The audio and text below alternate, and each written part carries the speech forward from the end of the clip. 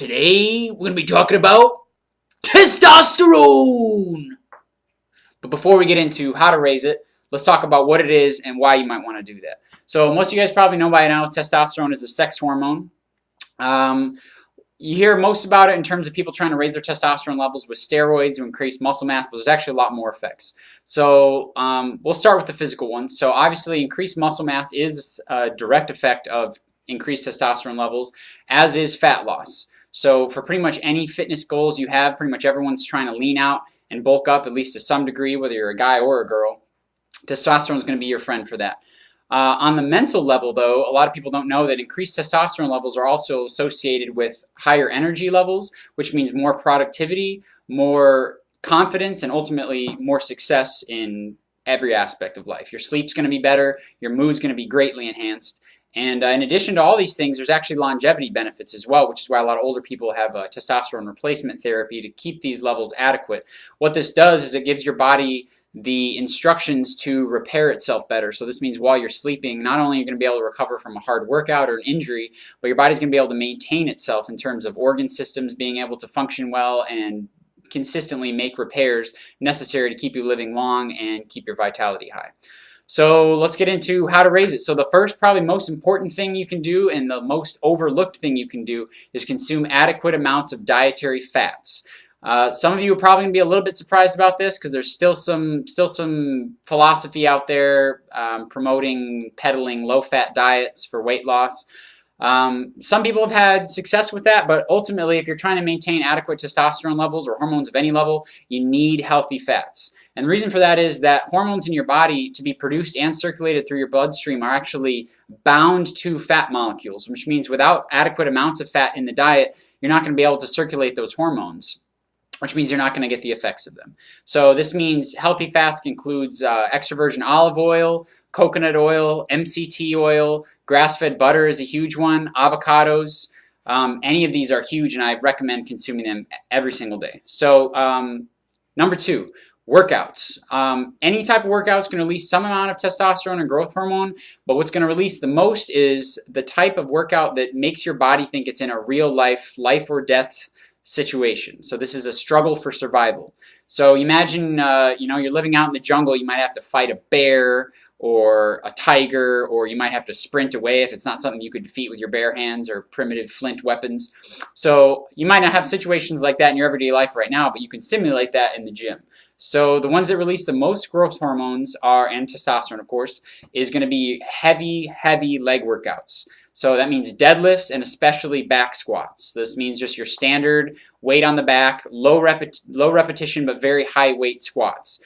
In addition to this, you can do high intensity interval training, which means sprints. I usually hop on a treadmill, put it on full incline, on as fast as you can possibly go. You want to go, I usually do a Tabata protocol, which means I go on for 20 seconds, rest for 10 seconds, and I'll do this 8 times, which means I'm getting a killer cardio workout done in 4 minutes. So it keeps my testosterone high, keeps me lean, feel great from it. Number 3, intermittent fasting. If you're interested in this, you can check out my last video. I think it was my last video on intermittent fasting and the benefits and how to do it. But basically what it is you take your eating window, shrink it down. So some people go 8 hours, 6 hours, 4 hours, whatever you're doing.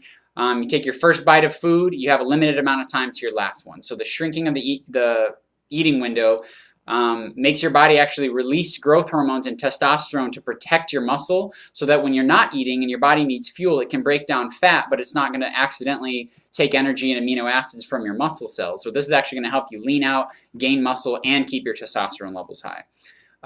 Number 4 is, what am I on 4? Yeah, 4 is amino acids. So there's a few amino acids that obviously you've heard of branched chain amino acids. Those are really good for recovery and muscle growth. But in terms of raising your actual growth hormone and testosterone levels, the 2 most important ones are arginine and ornithine. So they're really synergistic when you use them together, but they both have some benefits on their own. So arginine increases the amount of nitric oxide in your bloodstream. So what nitric oxide does is when it hits muscle cells, it increases the circulation basically. So you bring more oxygen, more nutrients to the muscles that you're using, which gives you more performance, and it gives you the pump that you usually the people are trying to chase. That's why they take all the pre-workout supplements. They're usually loaded with arginine to increase blood flow, gives you that vascular look, and gives you arguably better performance in the gym, or wherever your workout's taking place. Ornithine is kind of like the yin to the yang of arginine. I usually take it at night, actually, and what it does is it lowers, or it helps your body deal with ammonia. So if you're consuming a lot of protein, which most of you guys probably are, hopefully you're getting it from good sources, either wild meats or grass-fed beef, pasture-raised chicken, pork, or there's a cornucopia of good plant sources for it as well. So whatever your style is with that. But higher protein can sometimes lead to an excess of ammonia in the body, which is toxic, and so it's not something to worry about, but it puts a little bit of extra strain on your kidneys. And so what ornithine does is it helps counteract that, break down the ammonia in a safe way, so you can pass it out in your urine and not worry about ammonia toxicity or anything, it is a problem if you consume really high amounts of protein for extended periods of time. So again, arginine, ornithine together, they have benefits on their own, but if you're looking for amino acids, I would take arginine before your workouts, and I would take ornithine before bed, preferably, a little bit after dinner on a semi-empty stomach, and I've definitely noticed a benefit from that. Number 5 is herbs. So there are a few herbs you can use. Probably the most popular one in terms of the adaptogenic herbs is ashwagandha. So what an adaptogen is, and I can talk about this more in detail in another video, but basically an adaptogen helps regulate and help your body seek homeostasis. So if a certain hormone level is out of whack, if it's excessively high or disastrously low, it kind of brings you back to a middle point. But of all the different adaptogenic herbs, and there's lots of them, reishi, tulsi, which is holy basil, gotu kola, they all have different benefits, but ashwagandha is the most beneficial if you're trying to keep your testosterone levels high. Another one is polyrachis ant extract, which is really high in zinc and some other growth factors. It's actually made from ground up black ants. So it sounds kind of weird, but it's really easy to mix into smoothies or bars, put on your salads, whatever. It can give some people a little bit of the jitters because it's a lot more potent than you'd expect, so I would take it maybe earlier in the day. And then another one that a lot of you guys probably haven't heard of is pine pollen. So pine pollen is just pollen that comes out of a pine tree. You can harvest it wild if you live in the right area of the country. I'm not exactly sure where that is, but you can get it online too. Just be careful, make sure you're getting it from a good source. There's some cheap stuff that comes from China that you don't want to deal with. But pine pollen's really cool. It's got a bunch of different minerals, full spectrum B vitamins. It's a complete protein in terms of amino acids. It's got zinc. It's got DHEA and some other hormone precursors, but it actually has bioidentical testosterone, which means that when you consume pine pollen, it can actually bind to your testosterone receptor sites, which means that even if your testosterone is low and you're trying to find a more natural way to increase it, maybe you're not really into testosterone therapy or the other techniques aren't working for you or kicking in yet, pine pollen is a really nice way to get a little boost. I used it really successfully when I was dealing with adrenal fatigue a couple years ago, and I just use it when I need a little bit more energy, or if I'm recovering, or if I just need a little extra hormonal boost, and I had great results from it. I can't say enough about it. So the last thing is minerals. I mentioned the ant extract is really high in zinc. So zinc and selenium are the antagonists to copper. So copper is kind of the feminine, more emotional metal, whereas zinc is more of the clear, focused, masculine strength mineral. So in terms of testosterone, zinc is really important for this. You really want to get adequate amounts of it. There's various forms. I found the best, most bioavailable form that I like is the zinc picolinate.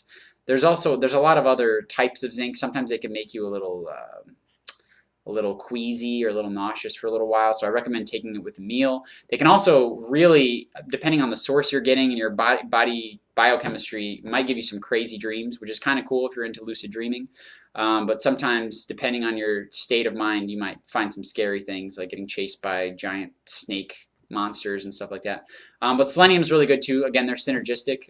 Selenium is really easily found in Brazil nuts. You only have to eat 2 or 3 of them a day to get adequate amount, and I really wouldn't recommend taking more than that because it's fairly easy to get selenium toxicity, which you don't want. There's a lot of bad neurological effects, digestive effects, and you can really mess yourself up. So ideally, you want to get a blood test, see your selenium levels. If you eat a lot of chicken and fish, your selenium levels are probably pretty adequate, but if you want to experiment, have a couple of Brazil nuts every day. Start off slow though, trust me. If you have any other questions, let me know. Otherwise, please subscribe to my channel, and I look forward to seeing you guys again soon. Thanks.